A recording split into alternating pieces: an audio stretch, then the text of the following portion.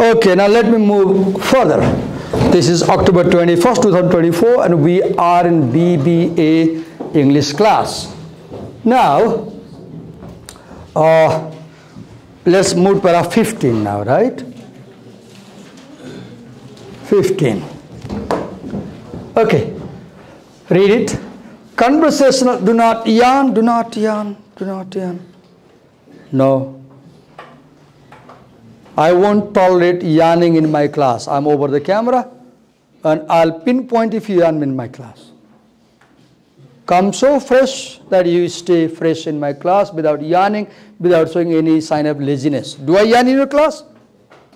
Do you see me lazy in class? Do you see me tired in class? I'm 56 years old. You are 19-year-old people. Let me see you are more energetic. Okay? Yawning, sleeping, dozing, showing lazy signs are not tolerable. Okay. Study requires attention. I read one quotation yesterday on Facebook by a very famous physicist who got Nobel Prize in 1969. Forgot his name. Very famous. He got Nobel Prize in 1969. He says, knowledge is never free. You have to pay attention. I like the quotation. I wanted to hang it over there for you. Knowledge is not free. You have to pay attention. In my class 9, let me just spend 1 minute time. In my class 9, there was a quotation over there. That changed my life. That changed my life. One quotation. What was the quotation? Over there in India was written, Chitta ekagrata atma sakshatkar ki kunji hai. Concentration is the key to understanding. That was the quotation. Concentration is key to understanding. You will understand the lesson only if you concentrate. If you have distractions, you have mobile phone, you play games, you have call, messages, you have turned on, you have your mobile phone turned on in my class, messages keep popping, and you have very minor sounds coming, and your mind is always behind the message. You won't learn. You must pay attention to learn. Knowledge is never free. You have to pay attention. Okay? Just having your body here is not enough. Your mind too should be in the class. Okay. Conversational distances also tend to reflect the standard greeting distance in each culture. Third, reason 1, conversational distances are affected by sense of security.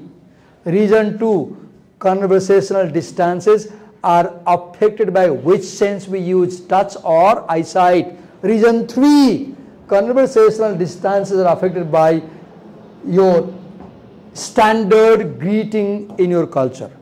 For example, in our culture, we greet like this, right? So we can have a distance. In some cultures, you just have cheek to jaw, right? Have you seen on television? Like in movies, Hollywood, Bollywood scenes, they touch each other's cheeks. Have you seen? Or they might kiss on the forehead. That's not the culture in our culture, at least till now, though we are changing. So greeting distance. Now, this is this sentence. This sentence is a topic sentence or this is a statement or this is a claim. And this sentence expresses the main idea. What is the main idea? Main idea is conversational distances reflect the standard greeting distance in the culture. And who is saying this? Beck told Naruk, There are 18 paragraphs in this essay, and toward the end of the essay, she repeats the word Bechtold. And if you go to paragraph 1, let me take you paragraph 1. Go to paragraph 1. Paragraph 1, quickly. I'll show you. Paragraph 1. Just a minute.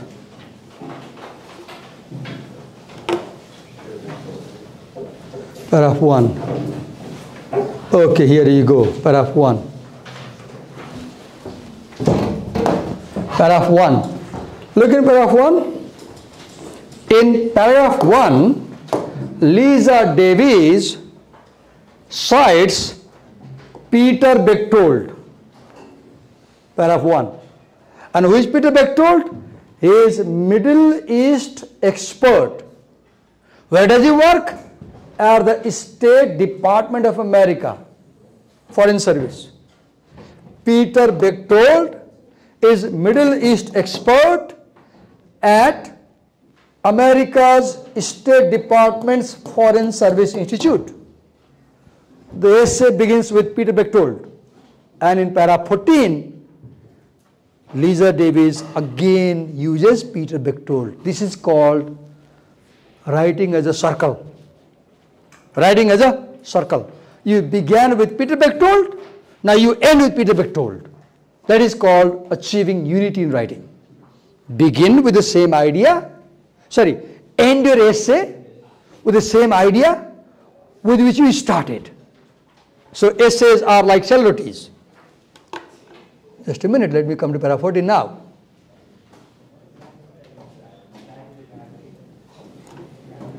Okay. Here we are. So, no, 15.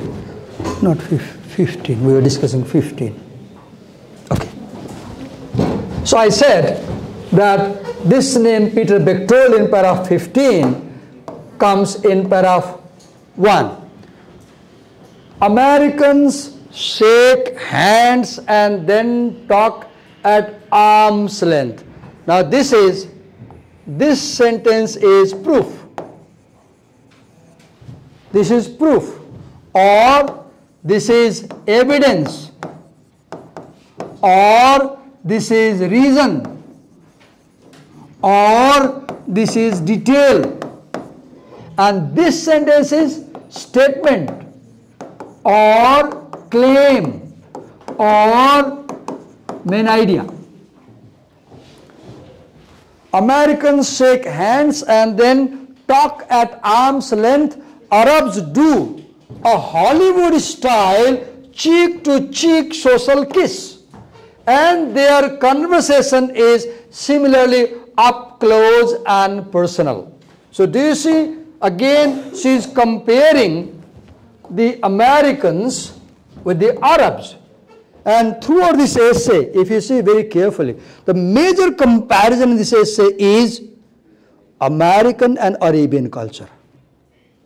The major comparison in this essay is American, though the writer also talks about Japanese culture, no doubt, in paragraph 6. The writer also talks about Scandinavian culture. The writer talks about North American culture, no doubt, but the major focus is about the Arabian culture, Middle Eastern culture. So, and at a distance great enough to keep heads from knocking together about 2 feet, the Japanese bow and talk to each other. Japanese people, only yesterday I was seeing a video about Japan. What I saw, somebody came to see off a guest at the airport. The guest got inside the security area, crossing the line. And the host was, I was surprised. The host was here, the guest walked 100 feet away. And still after 1 minute, the host was doing like this. And the camera was focusing him. And there was a line. This is Japanese culture of giving respect. You're seeing your friend has already checked in. He is over there in the lounge. Still you're bowing down. See, are we so courteous in our culture? Okay. On the other hand, This is phrase. What is this? Is comparison. This essay has comparison contrast structure. This paragraph I mean. Many paragraphs in this essay have comparison contrast structure. For example, here the American culture is compared to Arabian culture and Japanese culture. On the other hand, the need for more or less space may reflect something of a cultural temperament. There is no word for privacy in Arab culture, says Bechtold. They think it means loneliness. Arabian people have no idea of privacy. Americans have very strong idea of privacy. For Arabians, if you say, I need privacy, they will think you are a depressed fellow. You are lonely. Right? Okay. So again, we have this statement and we have proof. Proof number 1. Proof number 1. Proof number 2. Proof number 3. 3 proofs. 3 reasons, 3 evidence.